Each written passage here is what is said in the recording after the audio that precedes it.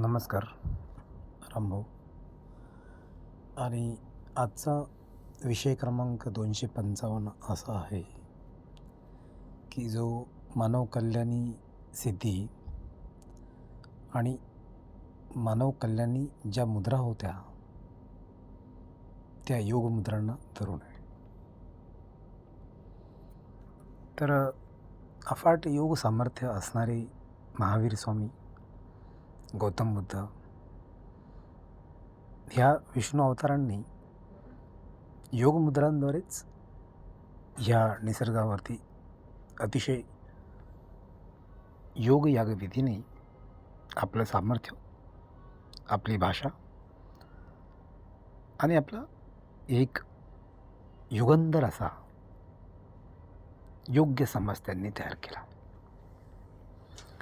तर ती मानवतेची अति उच्च कळस आपल्याला सर्वांनाच साध्य होऊ शकतात. कारण की भोलेनाथांच्या घरी कसं आहे की ते डायरेक्ट माणसाला ईश्वरी रूप प्राप्त करून देतात. तुटपुंजा अशा गुगलला, तुटपुंजा अशा फेसबुकला किंवा तुटपुंजा अशा घोडांच्या गाढवांच्या खोरांच्या धर्मांना हे शक्य नाही. हे फक्त हिंदू धर्मातच शक्य आहे. बरोबर. आणि म्हणून मी सत्यम बिल्डर नेशन घडवताना, मानवता घडवताना अतिशय सखोल पाया तुमच्या रोमारोमामध्ये घडवत आहे.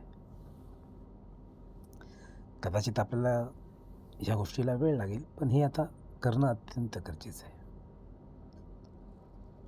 तर आजचा मुद्दा हा अखिल मानव कल्याणी सिद्ध होय जेनी ते योग प्रक्रिया कायम संजीविनी रामबाण उपाय तुम्हा भवसागरी तारण्या पुरा धोपटपंथ आहे ऐसे जाणीजे गोपवस्थान. आमच्या मानव कल्याणा फार मोठे काही लागत नाही. बछड्यान काय लागतं मनुष्य प्राण्याला? तुम्ही लहान असाल तर 1.5-2 भाकर खाल, 2.5 भाकरी खाल, जसं तुमचा रक्तगट असेल तसं.